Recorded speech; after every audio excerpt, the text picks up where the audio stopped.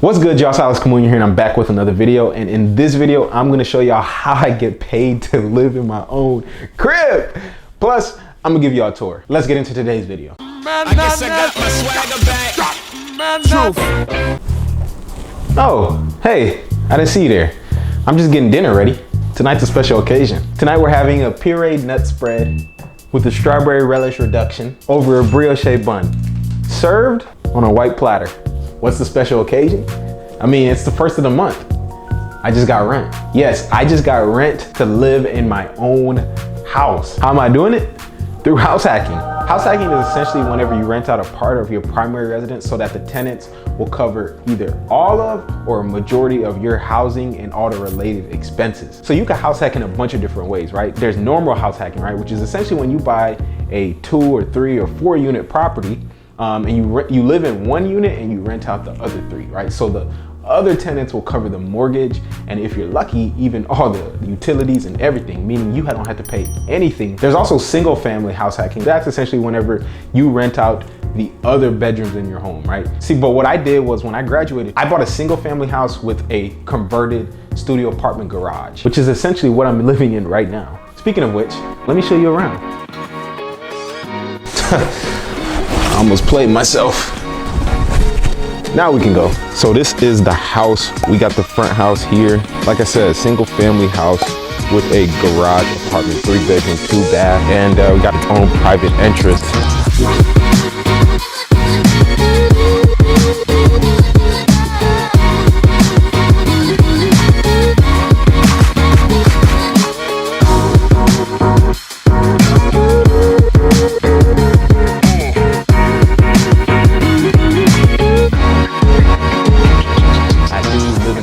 I've been living in a garage for the past couple years. It's about 700 square feet. But remember what I always talk about, comfortability versus profitability. The more comfortable you are, the less profitable you'll probably be in most situations, right? Think about the spectrum of comfortability, right? The most comfortable situation, let me go get the crib out in the nicest area of town and pay $1,200 a month for a 1-bedroom apartment. That's the most comfortable situation.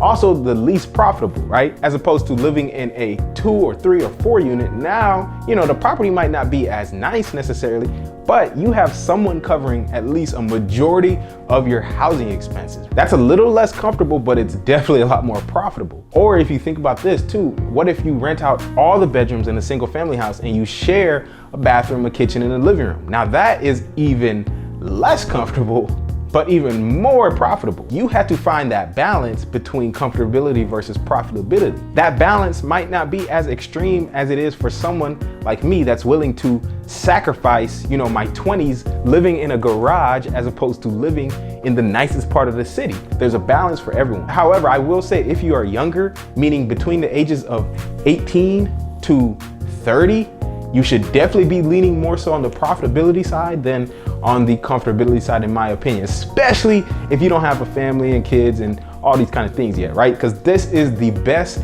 time to take advantage. And you know, I had to go put the dream house on the wall, right? You gotta have a vision board. What are you waking up to every day? What is motivating you? What's your why? What's your desire for financial freedom, right? I buy this first so I could buy that later.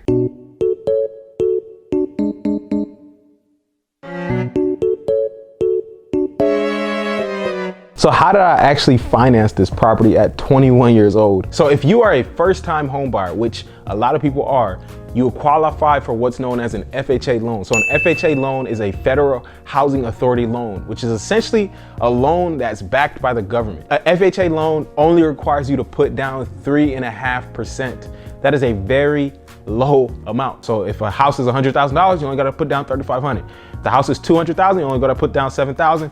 And then you got to pay the closing costs. But there are even programs that will pay the closing costs for you if you are a first-time home buyer. You could also do a conventional loan, which is 3%. They have 5% conventional loan. This is what you need to be doing before you buy your dream home. Buy a house where you can live for free. One of the biggest mistakes that young people make is that they try to buy their dream house as soon as possible. Dude, slow down. It's a long race. Get you a multifamily property, live in one unit and rent out the others and live for free.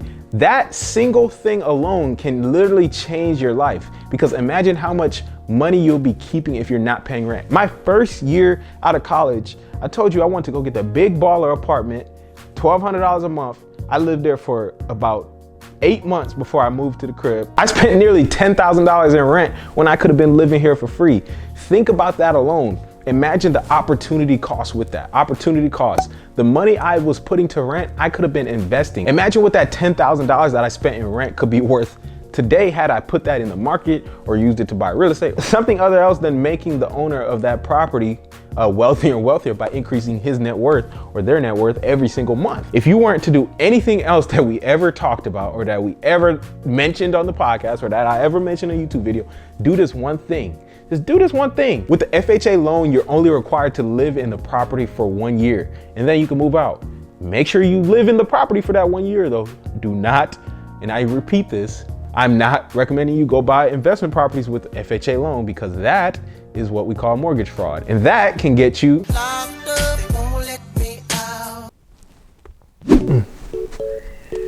Celebrate success, frugal style.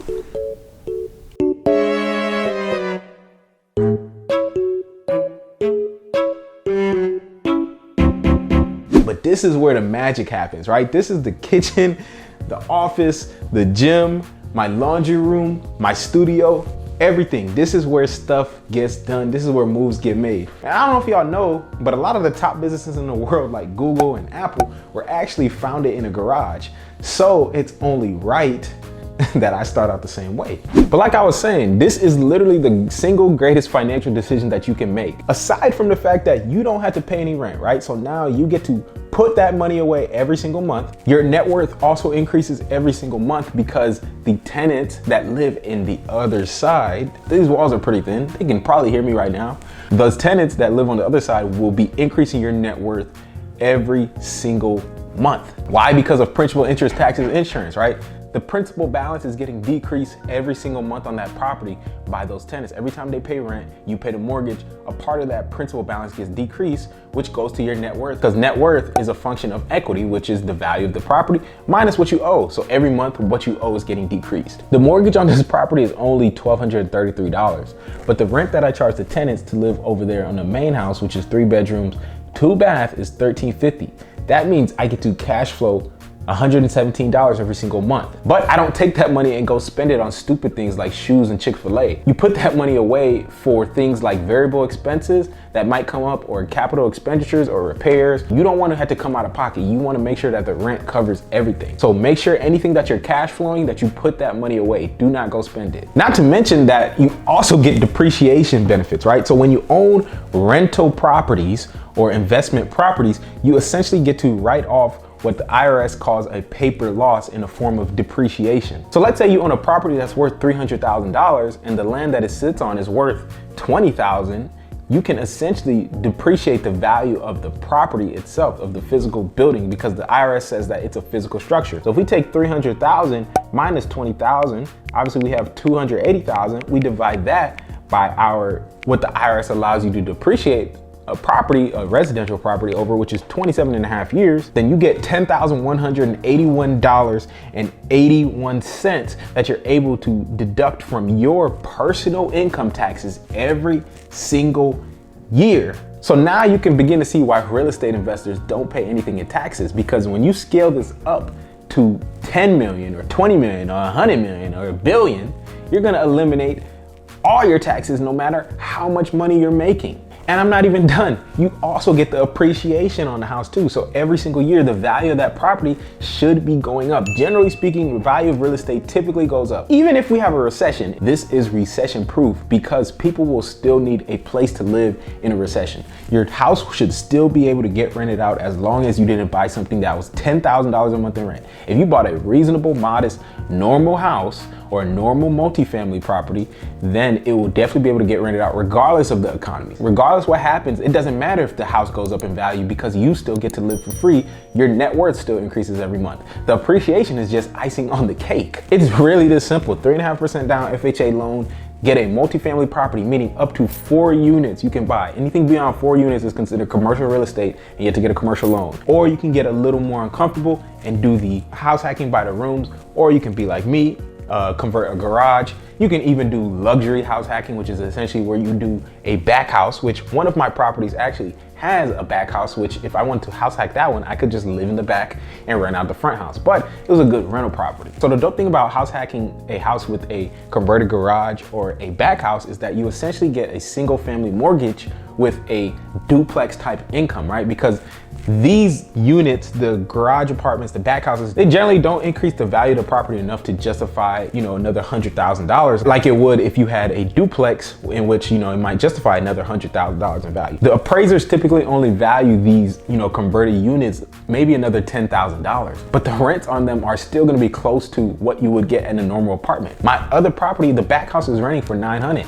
This property, the garage, will rent for $800 to $900. I mean, y'all saw it, it's a nice garage. So stop waiting, get into real estate investing through house hacking. This is the ultimate strategy. I literally get paid to live in my own house. And if you're listening to this and you have already used your FHA loan, then you can always refinance out of your FHA loan. If you've lived in there enough and you have enough equity in the property, you can refinance into a conventional and use another FHA loan to go buy another multi-unit property or another property that is more house hackable. The only stipulation with the FHA loan is that you can only have one at a time. So you can do as many as you want in your lifetime, but you can only have one at a time. So you have to refinance out of them and go get another FHA loan. So now I've covered literally every excuse that anybody could have as to why they can't go and house hack a property. Get out there, go find you a property, start analyzing these deals, and start getting paid to live. Anyways, that's it for this video. I hope y'all gained something of value from it. If you did, hit that thumbs up button for the YouTube algorithm so that they know that this is good content that needs to get pushed out there. But I'll see y'all in the next one.